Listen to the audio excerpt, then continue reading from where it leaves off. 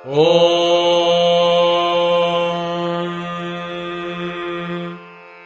श्रीगुरुभ्यो नमः।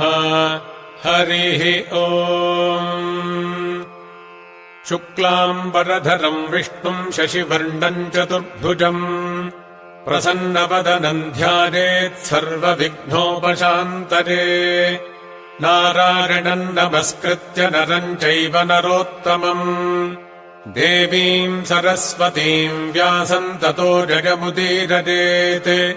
व्यासम् वसिष्ठनप्तारम् शक्तेः पौत्रमकल्मषम् पराशरात्मजम् वन्दे शुकतातम् तपोनिधिम्।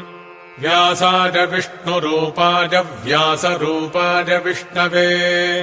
नमो वै ब्रह्मनिधये वासिष्ठाय नमो नमः। अविकाराय शुद्धाय नित्याय परमात्मने सदैकरूपरूपाय विष्णवे सर्वजिष्णवे। यस्य स्मरणमात्रेण जन्म संसारबन्धनात् विमुच्यते नमस्तस्मै विष्णवे प्रभविष्णवे। ॐ नमो विष्णवे प्रभविष्णवे। श्रीवैशम्पायन उवाच श्रुत्वा धर्मानशेषेण पावनानि च सर्वशः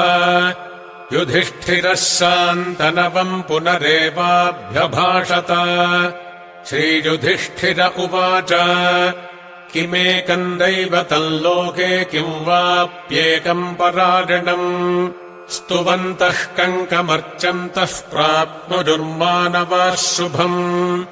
को धर्मः सर्वधर्माणाम् भवतः परमो मतः किम् जपन्मुच्यते जन्तुर्जन्म संसारबन्धनात्। श्रीभीष्म उवाच जगत्प्रभुम् देवदेवमनन्तम् पुरुषोत्तमम् स्तुवन्नाम सहस्रेण पुरुषः सततोत्थितः। तमेव चार्चयन् नित्यम् भक्त्या पुरुषमव्ययम् ध्यायन् स्तुवन्नमस्यंश्च यजमानस्तमेव च। अनादिनिधनम् विष्णुम् सर्वलोकमहेश्वरम् लोकाध्यक्षम् स्तुवन्नित्यम् सर्वदुःखादिगो भवेत्। ब्रह्मण्यम् सर्वधर्मज्ञम् लोकानाम् कीर्तिवर्धनम् लोकनाथम् महद्भूतम् सर्वभूतभवोद्भवम्। एष मे सर्वधर्माणाम् धर्मोऽधिकतमो मतः यद्भक्त्या पुण्डरीकाक्षम् स्तवैरर्चेन्नरः सदा।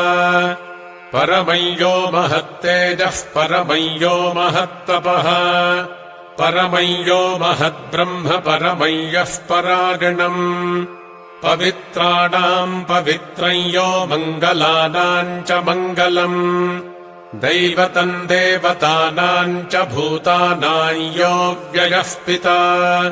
यतः सर्वाणि भूतानि भवन्त्यादियुगागमे यस्मिंश्च प्रलयम् यान्ति पुनरेव युगक्षये। तस्य लोकप्रधानस्य जगन्नाथस्य भूपते विष्णोर्नाम सहस्रम् मे शृणु पापभजापहम्। यानि नामानि गौणानि विख्यातानि महात्मनः ऋषिभिः परिगीतानि तानि वक्ष्यामि भूतले। ऋषिर्नाम्नाम् सहस्रस्य वेदव्यासो महामुनिः छन्दोऽनुष्टुप् तथा देवो भगवान् देवकीसुतः। अमृतांशूद्भवो बीजम् शक्तिर्देवकीनन्दनः त्रिसामाहृदयन्तस्य शान्त्यर्थे विनियुज्यते। विष्णुम् जिष्णुम् महाविष्णुम् प्रभविष्णुम् महेश्वरम् अनेकरूपदैत्यान्तम् नमामि पुरुषोत्तमम्। अस्य श्रीविष्णोर्दिव्यसहस्रनामस्तोत्रमहामन्त्रस्य श्रीवेदव्यासो भगवान् ऋषिः अनुष्टुप्छन्दः। श्रीमहाविष्णुः परमात्मा श्रीमन्नारायणो देवता अमृतांशूद्भवो भानुरिति बीजम् देवकीनन्दनस्रष्टेति शक्तिः उद्भवः क्षोभणो देव इति परमो मन्त्रः शङ्खभृन्नन्दकी चक्रीति कीलकम् शार्ङ्गधन्वा गदाधर इत्यस्त्रम् रथाङ्गपाणिरक्षोभ्य इति नेत्रम् त्रिसामासामगः सामेति कवचम् आनन्दम् परब्रह्मेति योनिः ऋतुः सुदर्शनः काल इति दिग्बन्धः श्रीविश्वरूप इति ध्यानम् श्रीमहाविष्णुप्रीत्यर्थे श्रीसहस्रनामपारायणे विनियोगः ध्यानम् क्षीरोदन्वत्प्रदेशे शुचिमणिविलसत्सैकते मौक्तिकानाम् मालाक्लृप्तासनस्थस्फटिकमणिनिभैर्मौक्तिकैर्मण्डिताङ्गः शुभ्रैरभ्रैरतभ्रैरुपरि विरचितैर्मुक्तपीयूषवर्षैः आनन्दीनः पुनीयादरिनलिनगदा शङ्खपाणिर्मुकुन्दः भूः पादौ यस्य नाभिर्विगतसुरनिलश्चन्द्रसूर्यौ च नेत्रे कर्णावाशाः शिरोद्यौर्मुखमपि दहनो यस्य वासोऽजमब्धिः अन्तस्थं यस्य विश्वम् सुरनरखगो भोगि गन्धर्वदैत्यैः चित्रम् रम्यते तम् त्रिभुवनवपुषम् विष्णुमीशम् नमामि ॐ नमो भगवते वासुदेवाय शान्ताकारम् भुजगशगनम् पद्मनाभम् सुरेशम् विश्वाधारम् गगनसदृशम् मेघवर्णम् शुभाङ्गम् लक्ष्मीकान्तम् कमलनगनम् योगिहृद्ध्यानगम्यम् वन्दे विष्णुम् भवभयहरम् सर्वलोकैकनाथम् मेघश्यामम् पीतकौशेरवासम् श्रीवत्साङ्कम् कौस्तुभोद्भासिताङ्गम् पुण्योपेतम् पुण्डरीकारताक्षम् विष्णुम् वन्दे सर्वलोकैकनाथम् नमः समस्तभूतानामादिभूताय भूभृते अनेकरूपरूपाय विष्णवे प्रभविष्णवे सशङ्खचक्रम् सकिरीटकुण्डलम् सपीतवस्त्रम् सरसीरुहेक्षणम् सहारवक्षस्थलशोभिकौस्तुभम् नमामि विष्णुम् शिरसा चतुर्भुजम् छायायाम् पारिजातस्य हेमसिंहासनोपरि आसीनमम्बुदश्याममागताक्षमलङ्कृतम्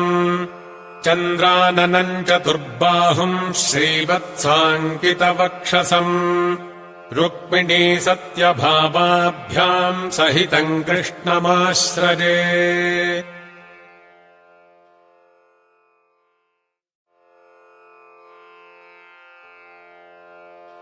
ॐ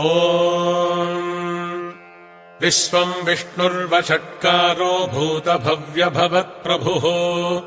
भूतकृद्भूतभृद्भावो भूतात्मा भूतभावनः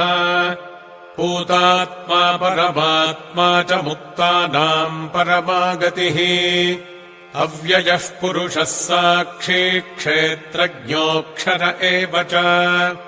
योगो योगविदान्नेता प्रधानपुरुषेश्वरः नारसिंहवपुः श्रीमान् केशवः पुरुषोत्तमः सर्वः शर्वः शिवस्थाणुर्भूतादिर्निधिरव्ययः सम्भवो भावनो भर्ता प्रभवः प्रभुरीश्वरः स्वयम्भूः शम्भुरादित्यः पुष्कराक्षो महास्वनः अनादिनिधनो धाता विधाता धातुरुत्तमः अप्रमेयो हृषीकेशः पद्मनाभोमरप्रभुः विश्वकर्मा मनुस्त्वष्टा स्थविष्ठस्थविरो ध्रुवः अग्राह्यः शाश्वतः कृष्णो लोहिताक्षः प्रदर्दनः प्रभूतस्त्रिकगुब्धाम पवित्रम् मङ्गलम् परम् ईशानः प्राणदः प्राणो ज्येष्ठः श्रेष्ठः प्रजापतिः हिरण्यगर्भो भूगर्भो माधवो मधुसूदनः ईश्वरो विक्रमी धन्वी मेधावी विक्रमः क्रमः अनुत्तमो दुराधर्षः कृतज्ञः कृतिरात्मवान् सुरेशः शरणम् शर्म विश्वरेताः प्रजाभवः अहः संवत्सरो व्यालः प्रत्ययः सर्वदर्शनः अजः सर्वेश्वरः सिद्धः सिद्धिः सर्वादिरच्युतः वृषाकपिरमेजात्मा सर्वयोगविनिःसृतः वसुर्वसुमनाः सत्यः समात्मा संमितः समः अमोघः पुण्डरीकाक्षो वृषकर्मा वृषाकृतिः रुद्रो बहुशिरा बभ्रुर्विश्वजोनिः शुचिस्रवाः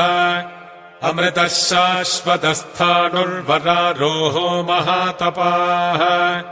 सर्वगः सर्वविद्भानुर्विश्वक्सेनो जनार्दनः वेदो वेदविदव्यङ्गो वेदाङ्गो वेदवित्कविः लोकाध्यक्षः सुराध्यक्षो धर्माध्यक्षः कृताकृतः चतुरात्मा चतुर्व्यूहश्चतुर्दंष्ट्रश्चतुर्भुजः भ्राजिष्णुर्भोजनम् भोक्ता सहिष्णुर्जगदादिजः अनघो विजयो जेता विश्वजोनिः पुनर्वसुः उपेन्द्रो वामनः प्रांशुरमोघः शुचिरूर्जितः अतीन्द्रः सङ्ग्रहः सर्गो धृतात्मा नियमोजमः वेद्यो वैद्यः सदा योगी वीरः माधवो मधुः अतीन्द्रियो महामायो महोत्साहो महाबलः महाबुद्धिर्महावीर्यो महाशक्तिर्महाद्युतिः अनिर्देश्य वपुः श्रीमानमेजात्मा महाद्रिधृक् महेश्वासो महीभर्ता श्रीनिवासः सताङ्गतिः अनिरुद्धः सुरानन्दो गोविन्दो गोविदाम्बतिः मरीचिर्दमनो हंसः सुपर्णो भुजगोत्तमः हिरण्यनाभः सुतपाः पद्मनाभः प्रजापतिः अमृत्युः सर्वदृक्सिंहः सन्धाता सन्धिमान् स्थिरः अजो दुर्मर्शनः शास्ता विश्रुतात्मा सुरारिः गुरुर्गुरुतमो धाम सत्यः सत्यपराक्रमः निमिषो निमिषस्रग्वी वाचस्पतिरुदारधीः अग्रणीर्ग्रामणीः श्रीमान् न्यायो नेता समीरणः सहस्रमूर्धा विश्वात्मा सहस्राक्षः सहस्रपात् आवर्तनो निवृत्तात्मा संवृतः सम्प्रवर्तनः अहः संवर्तको वह्निरनिलो धरणीधरः सुप्रसादः प्रसन्नात्मा विश्वधृग्विश्वभुग्विभुः सत्कर्ता सत्कृतः साधुर्जह्नुर्नारायणो नरः असङ्ख्येयो प्रमेयात्मा विशिष्टः शिष्टकृच्छुचिः सिद्धार्थः सिद्धसङ्कल्पः सिद्धिदः सिद्धिसाधनः वृषाही वृषभो विष्णुर्वृषपर्वा वृषोदरः वर्धनो वर्धमानश्च विविक्तः श्रुतिसागरः सुभुजो दुर्धरो वाग्मी महेन्द्रो वसुदो वसुः नैकरूपो बृहद्रूपः शिपिविष्टः प्रकाशनः ओजस्तेजोद्युतिधरः प्रकाशात्मा प्रतापनः ऋद्धस्पष्टाक्षरो मन्त्रश्चन्द्रांशुर्भास्करद्युतिः अमृतांशूद्भवो भानुः शशबिन्दुः सुरेश्वरः औषधम् जगतः सेतुः सत्यधर्मपराक्रमः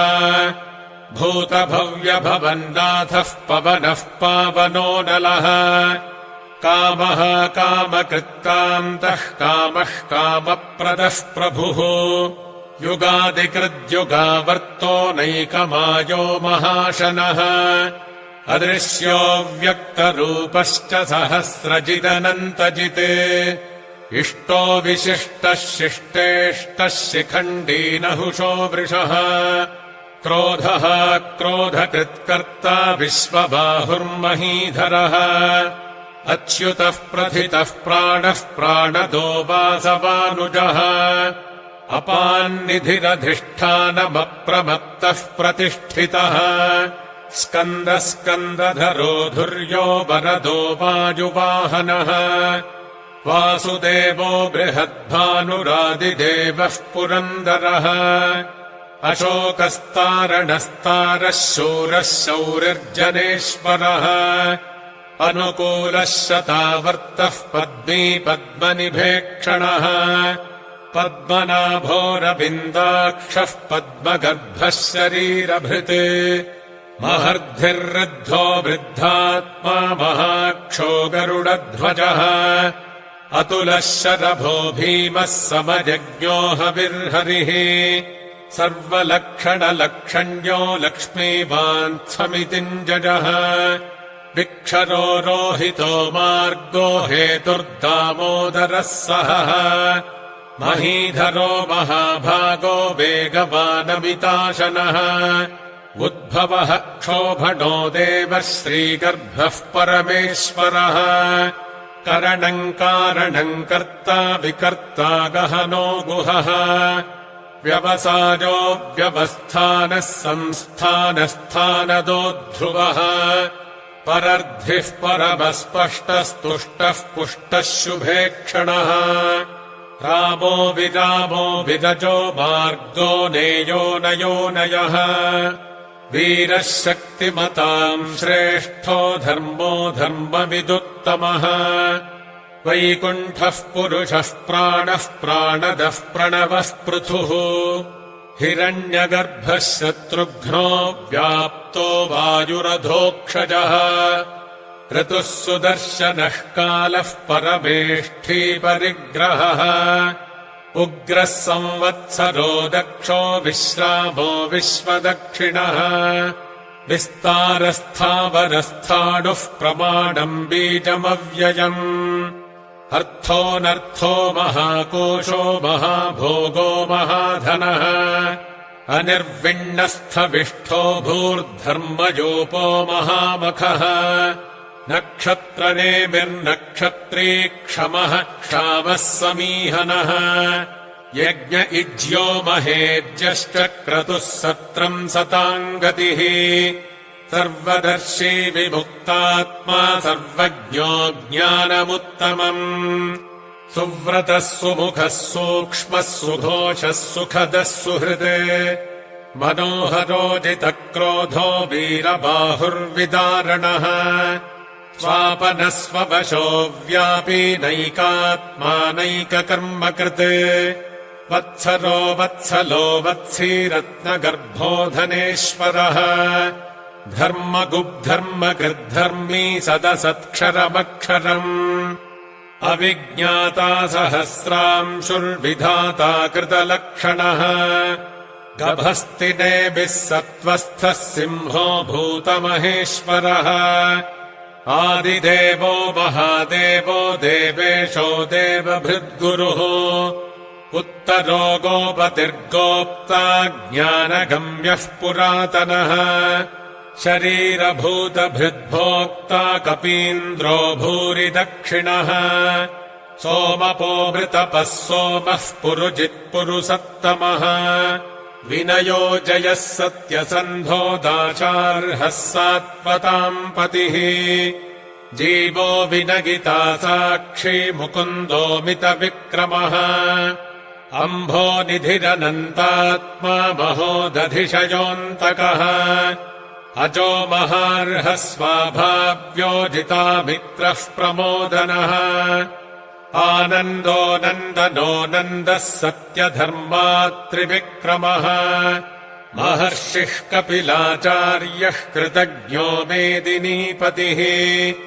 त्रिपदस्त्रिदशाध्यक्षो महाशृङ्गः कृतान्तकृत् महावराहो गोविन्दः सुषेणः कनकाङ्गदी गुह्यो गभीरो गहनो गुप्तश्चक्रगदाधरः वेधास्वाङ्गोजितः कृष्णो दृढः सङ्कर्षणोच्युतः वरुणो वारुणो वृक्षः पुष्कराक्षो महामनाः भगवान् भगः नन्दी वनमाली हलायुधः आदित्यो ज्योतिरादित्यः सहिष्णुर्गतिसत्तमः सुधन्वाखण्डपरशुर्दारुणो द्रविणप्रदः दिवस्पृक्सर्वदृग्व्यासो वाचस्पतिरजो निजः त्रिसामासामगः सामनिर्वाणम् भेषजम् सन्न्यासकृच्छमः शान्तो निष्ठा चान्तिः परागणम् शुभाङ्गः शान्तिदः स्रष्टा कुमुदः कुवलेशजः गोहितो गोपतिर्गोप्ता वृषभाक्षो वृषप्रियः अनिवर्ते निवृत्तात्मा सङ्क्षेप्ता क्षेमकृच्छिवः श्रीवत्सवक्षा श्रीवासः श्रीपतिः श्रीमताम् वरः श्रीदः श्रीशः श्रीनिवासः श्रीनिधिः श्रीविभावनः श्रीधरः श्रीकरः श्रेयः श्रीमान् लोकत्रयाश्रयः स्वक्षस्वङ्गः शतानन्दो नन्दिर्ज्योतिर्गणेश्वरः विजितात्मा विधेयात्मा सत्कीर्तिश्छिन्नसंशयः उदीर्णः सर्वतश्चक्षुरनीशः शाश्वतस्थिरः भूषयो भूषणो भूतिर्विशोकः शोकनाशनः अर्चिष्मानर्चितः कुम्भो विशुद्धात्मा विशोधनः अनिरुद्धो प्रतिरथः प्रद्युम्नोमितविक्रमः कालनेमिनिः वीरः शौरिः शूरजनेश्वरः त्रिलोकात्मा त्रिलोकेशः केशवः केशिहा हरिः कामदेवः कामपालः कामी कान्तः कृतागमः अनिर्देश्य वपुर्विष्णुर्वीरोऽनन्तो धनञ्जयः ब्रह्मण्यो ब्रह्मकृद्ब्रह्मा ब्रह्म ब्रह्मविवर्धनः ब्रह्मविद्ब्राह्मणो ब्रह्मी ब्रह्मज्ञो ब्राह्मणप्रियः महाक्रमो महाकर्मा महातेजा महोरगः महाक्रतुर्महायज्वा महायज्ञो महाहविः स्तव्यस्तव प्रियस्तोत्रम् स्तुतिस्तोतारणप्रियः पूर्णः पूरगिता पुण्यः पुण्यकीर्तिरनामयः मनोजवस्तीर्थकरो वसुरेता वसुप्रदः वसुप्रदो वासुदेवो वसुर्वसुमनाहविः सद्गतिः सत्कृतिः सत्ता सद्भूतिः सत्परागणः शूरसेनो गदुश्रेष्ठः सन्निवासः सुजामुनः भूतावासो वासुदेवः सर्वासुनिलयो नलः दर्पः दर्पदो दृप्तो दुर्धरोऽथापराजितः विश्वमूर्तिर्महामूर्तिर्दीप्तमूर्तिरमूर्तिमान् अनेकमूर्तिरव्यक्तः शतमूर्तिः शताननः एको नैकः स वः कः कियत्तत्पदमनुत्तमम् लोकबन्धुर्लोकनाथो माधवो भक्तवत्सलः सुवर्णवर्णो हेमाङ्गो वराङ्गश्चन्दनाङ्गदी वीरः विषभः शून्यो घृताशीरचलश्चलः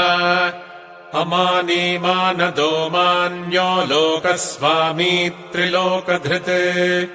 सुमेधा मेधजो धन्यः सत्यमेधाधराधरः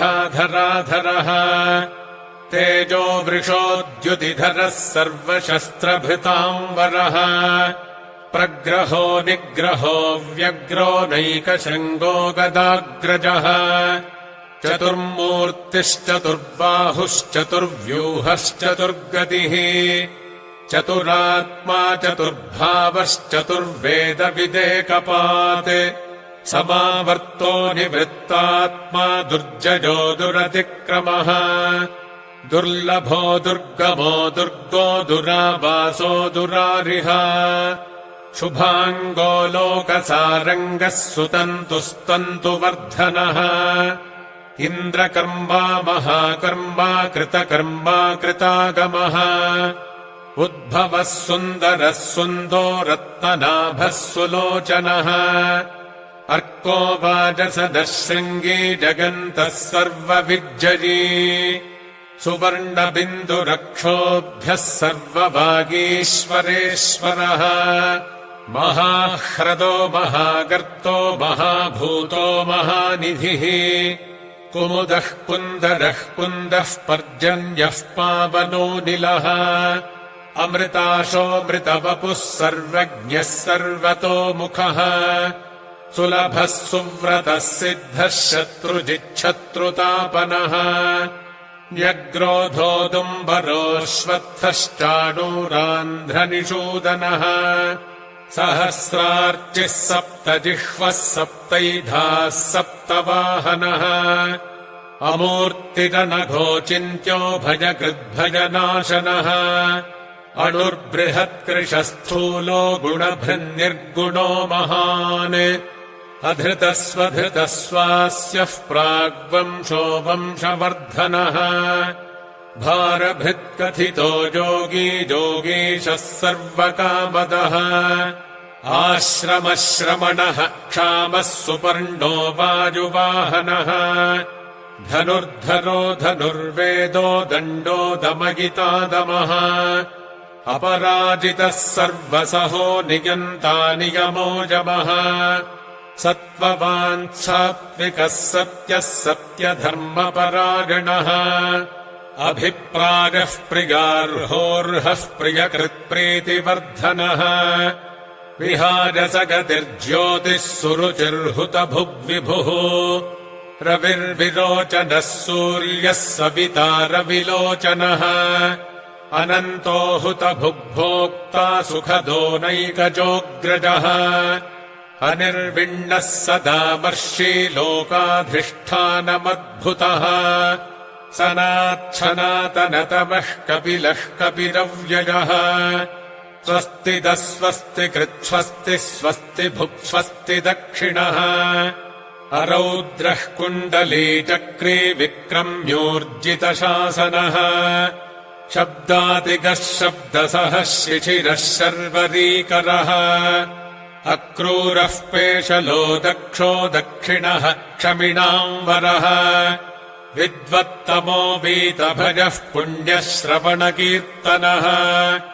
उत्तारणो दुष्कृतिः पुण्यो दुःस्वप्ननाशनः वीरः रक्षणः सन्तो जीवनः पर्यवस्थितः अनन्तरूपोऽनन्तः श्रीर्जितमन्युर्भयापहः चतुरश्रो गभीरात्मा विदिशो व्यादिशो दिशः अनादिर्भूर्भुवो लक्ष्मीः सुवीरो रुचिराङ्गदः जननो जनजन्मादिर्भीमो भीमपराक्रमः आधारनिलजो धाता पुष्पहासः प्रजागरः ऊर्ध्वगः सत्पथाचारः प्राणदः प्रणवः पणः प्रमाणम् प्राणनिलयः प्राणभृत्प्राणजीवनः तत्त्वम् तत्त्वविदेकात्मा जन्म मृत्युजरादिगः भूर्भुवः स्वस्तरुस्तारः सविता प्रपितामहः यज्ञो यज्ञपतिर्यज्वा यज्ञाङ्गो यज्ञवाहनः यज्ञभृद्यज्ञकृद्यज्ञी यज्ञभुग्यज्ञसाधनः यज्ञान्तकृद्यज्ञगुह्यमन्नमन्नाद एव च आत्मयोनिः स्वयम् जातो वैखानः सामगाजनः देवकीनन्दनः स्रष्टा क्षितीशः पापनाशनः शङ्खभृन्नन्दके चक्रे शार्ङ्गधन्वा गदाधरः रथाङ्गपाणिरक्षोभ्यः सर्वप्रहरणायुधः सर्वप्रहरणायुध ॐ नम इति वनमाली गदेशार्ङ्गे शङ्खे चक्रे च नन्दके श्रीमान्नारायणो विष्णुर्वासुदेवोऽभिरक्षतु वनमाली गदेशार्ङ्गे शङ्खे चक्रे च नन्दके श्रीमान्नारायणो विष्णुर्वासुदेवोऽभिरक्षतु वनमाली गदेशार्ङ्गे शङ्खे चक्रे च नन्दके श्रीमान्नारायणो विष्णुर्वासुदेवोऽभिरक्षतु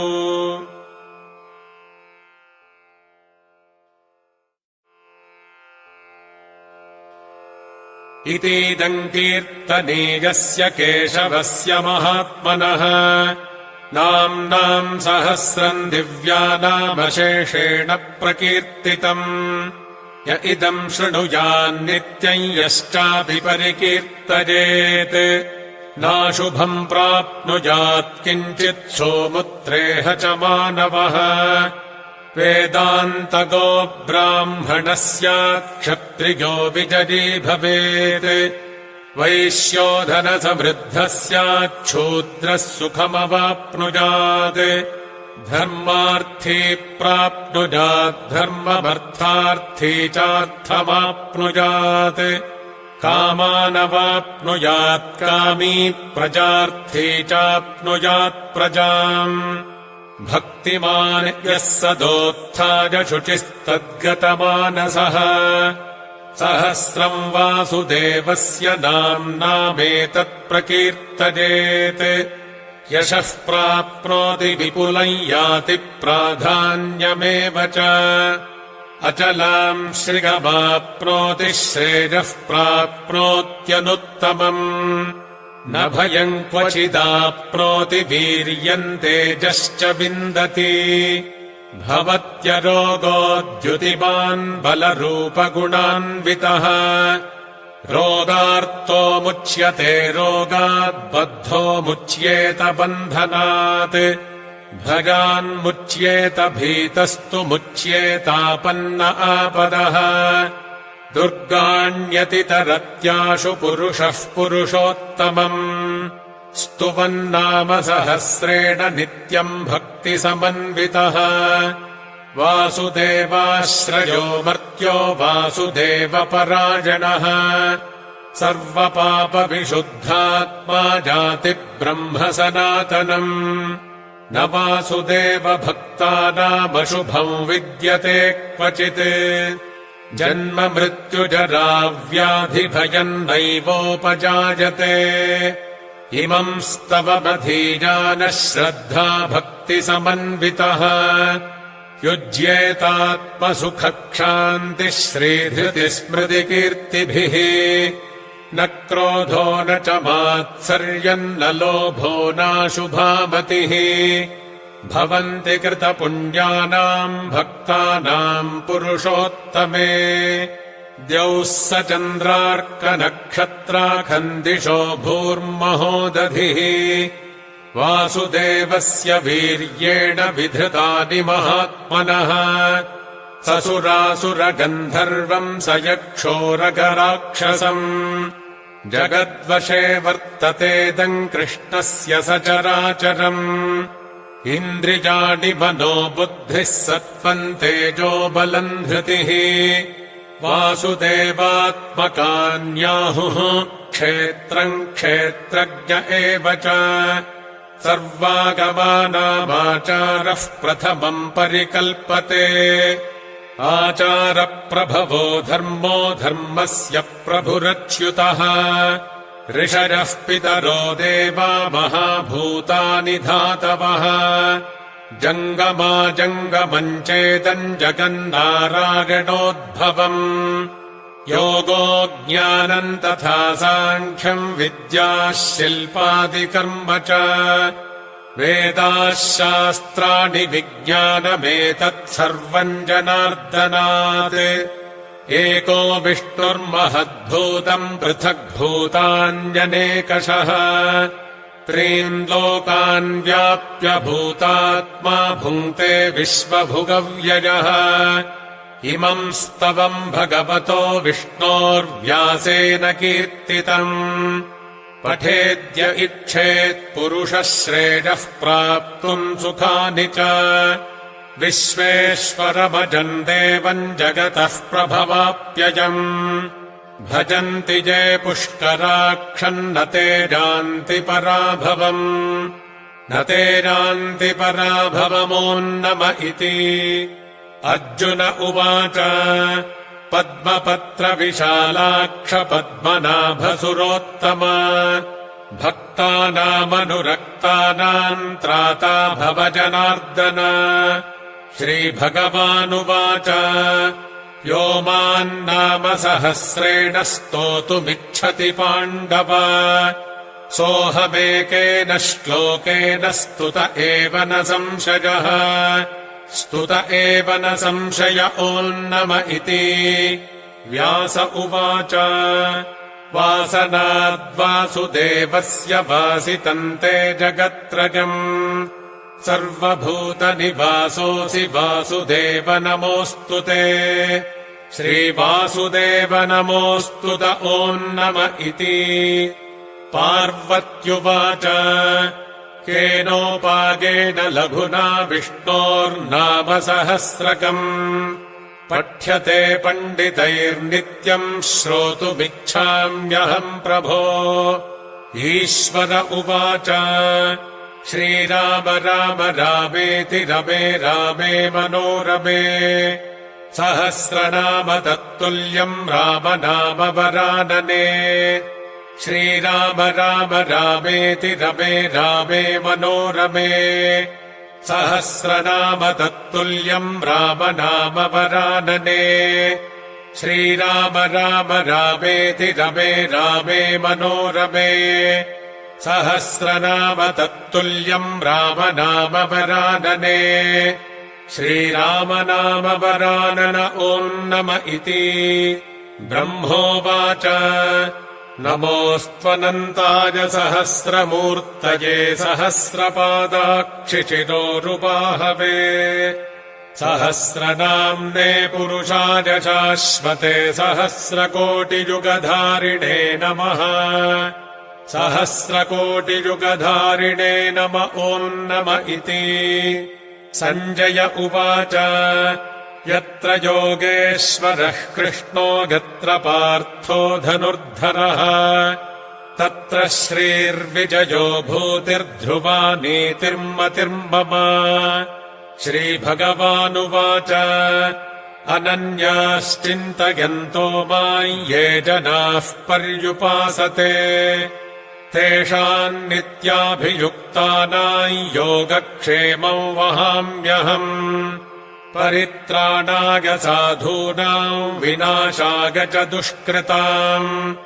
धर्मसंस्थापनार्थाय सम्भवामि युगे युगे आर्ता विषण्णाः शिथिलाश्च भीता घोरेषु च व्याधिषु वर्तमानाः सङ्कीर्त्य नारायणशब्दमात्रम् विमुक्तदुःखाः सुखिनो भवन्तु कायेन वाचा मनसेन्द्रियैर्वा बुद्ध्यात्मना वा प्रकृते स्वभावात् करोमि यद्यत् सकलम् परस्मै नारायणायेति समर्पयामि ॐ शान्तिः शान्तिः शान्तिः विसर्गबिन्दुमात्राणि पदपादाक्षराणि च न्यूनातिरिक्तम् यत्किञ्चित् क्षमस्व पुरुषोत्तम